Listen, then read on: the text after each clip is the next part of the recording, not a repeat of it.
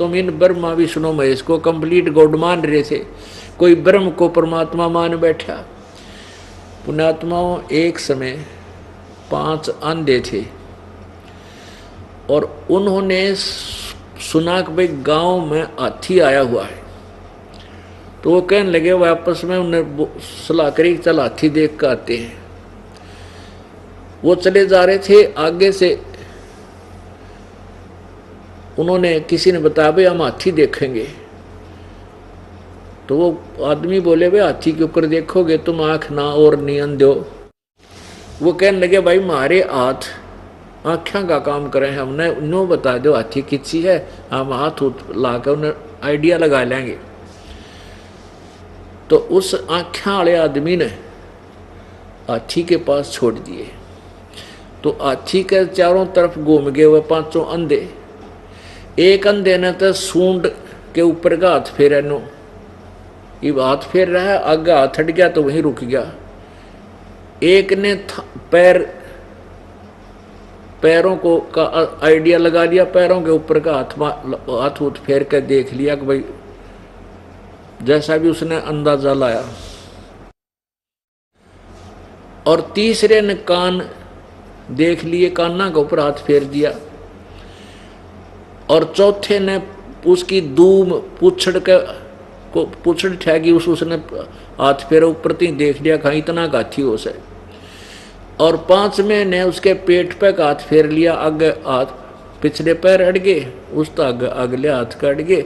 उसने हिसाब ला लिया हाथी ईसाई हो से। अब वो आपस में डिस्कस करते हुए आ रहे हैं रास्ते में और कहते हैं, भाई हाथी बेकमाल है, हाथी के हाथी पड़ा था।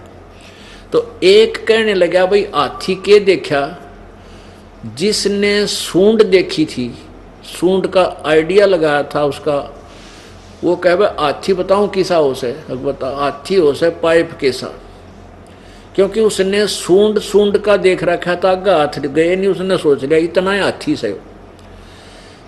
और जिसने पैर देखे थे वो कहने लगे, हाथी तू गलत बता रहा, मैं बताता हूँ हाथी कैसा था। कैसा था? हाथी से भाई थांब कैसा, ये पिलर होते हैं ना, पिलर गोल गोल पिलर होया करते पहले अपने गांवों में, उसने थांब बोलिया करें। तीसरा जिसने वो कान देख रखे थे वो कहने लगा, भाई तुम गलत कह रहे हो, मैं बताऊं हाथी किसा, हाथी हो छाज कैसा। उसने वो कान देख रखे इतने बड़े, उनका एस्टिमेट ला रहा था हाथा तक, हाथी हो से भाई छाज कैसा। अब चौथा बोला, तुम भाई गलत कह रहे हो, हाथी हो से पटे कैसा। उसने वो दूम देख रखी थी, वो इतना पूछड़ सा, उसने नो हिसाब सा ला के देख लिया, हाथी तो भाई पटे कैसा होता है, पटे जैसा। 5वां बोला, नहीं भाई तुम गलत कह रहे हो, हाथी हो से बेटोड़े कैसा। उसने पेट पे हाथ फेर रखा था। बेटौड़ा बोले हरियाणा में उपले धरण का एक ऊंचा सा बना देते हैं, उपले यानी गोसे सटो करा कर उसमें, और उसके ऊपर का गोबर की ही प्लास्टर कर देते हैं। वो खरदरा सा होता है, अनइवन सा सरफेस होता है उसका, ऐसा ही हाथी का होता है। तो उसने जो पेट पे हाथ फेर का रहा था, वो बोला हाथी हो से बेटौड़ा कैसा। अब वो 5 लड़े, नहीं तुझे नहीं मालूम, मैं ठीक कह रहा हूँ। तो वो कह, नहीं तुझे नहीं मालूम, मैं सही कह रहा हूँ, मैं देखा है, अपने मैंने खूब अनुभव किया। अब उनको आंखों वाला समझाता है कि सूरदासो ये सारा मिला का हाथी है, तुम तो खाम खान लड़ रहे हो। तो पुण्यात्माओं, ब्रह्मा विष्णु महेश और ब्रह्म और परब्रह्म और पूर्ण ब्रह्म, ये उस परमेश्वर के अंग हैं, ये अलग नहीं है। ये अनुभवहीन ज्ञानहीन लोग लड़ाई करते थे उन अंधों की तरह। कोई कहे ब्रह्मा विष्णु महेश फाइनल गॉड है, कोई कहना ब्रह्म तो ऊपर कुछ है को ना, बस परब्रह्म है, पूर्ण है। वो तो पूर्ण परमात्मा परमेश्वर कबीर जी ने हमें डिफाइन किया और सबकी सचिथि बता कर हमें तत्व ज्ञान दिया। अब हमें पता चला कि पूर्ण परमात्मा कैसा है, और उसकी वो पूर्ण परमात्मा ही से इन सबको आहार मिल रहा है। ब्रह्मा विष्णु महेश, ब्रह्म परब्रह्म और हम प्राणी रूप में। तो परमात्मा ने हमें क्या बताया, मन तो चल रे सुख के सागर, जहां शब्द सिंधु रत्नागर। सुख का सागर किसे कहते हैं? जहां दुख नाम की वस्तु ना हो, ना कोई बुखार आवे, ना कोई ताप चढ़े यानी कोई जवर नहीं आवे, ना किते कैंसर होवे, ना बीपी हाई हो, ना लो होवे, ना कोई बालक मरे, ना आप मरे, किसी प्रकार का कोई कष्ट नहीं। वो स्थान है सत्यलोक। गीता जी अध्याय नंबर 18 के श्लोक नंबर 62 में कहा है कि हे अर्जुन, तू सर्व भाव से उस परमेश्वर तत्व ब्रह्म, उस परमेश्वर की शरण में जा जिसकी कृपा से तू परम शांति और शाश्वत स्थान, परम शांति यानी जहाँ पूर्ण रूप से सुख होगा, और शाश्वतम स्थानम यानी उस सदा रहने वाले स्थान माने लोक को, स्थान को, धाम को प्राप्त होगा, उस सतलोक को प्राप्त हो जाएगा। अब सुख सागर किसे कहते हैं? शंखों लहर मेहर की उपज कहर नहीं जा कोई, दास गरीब अचल अविनाशी सुख का सागर सोई। शंखों लहर मेहर की उपज और कहर नहीं जहाँ कोई, दास गरीब अचल अविनाशी सुख का सागर सोई।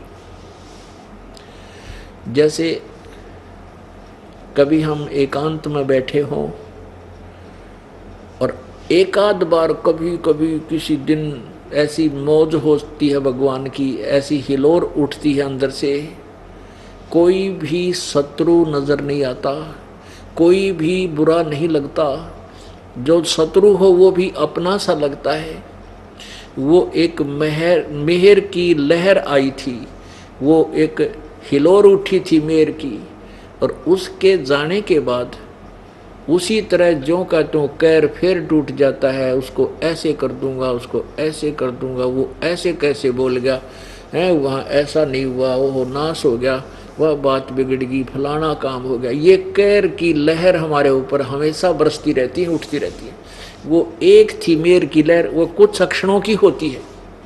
तो वहाँ कहते हैं सतलोक में शंखों लहर मेहर की उपजे और कहर नहीं जा कोई, कोई कष्ट नहीं, किसी प्रकार की टेंशन नहीं। दास गरीब अचल अविनाशी सुख का सागर सोई। वो सतलोक वो अचल है, अविनाशी है, कभी नष्ट होने वाला नहीं है, वो शाश्वत स्थान है। उसके लिए कह रहे हैं मन तू चल रे सुख के सागर, जा शब्द सिंधु रत्नागर। भाई कोट जन्म तन भरमत होगे, कुछ ना हाथ लग्या रे, कुकर सुकर खरबया बोरे, कौआ हंस बुगारे। कोटि जन्म तू राजा की, ना मिटी न मन की आशा, भिक्षुक हो के दर दर घूम लिया, ये मिला न निर्गुण रासा। इंद्र कुबेर ईश की पदवी, ब्रह्मा वरुण धर्म राया, विष्णुनाथ के पुर को जाके तू फिर भी उल्टा आया। असंग जन्म तन मरत्या होगे, जीवित क्यों न मरे रे, द्वादश मध्य महल मठ बोरे, बहुर न देह धरे रे। दोजिक भस्त सभी तन देखे, राजपाट के रसिया, तीन लोक से तरपत नाही, ये मन भोगी खसिया।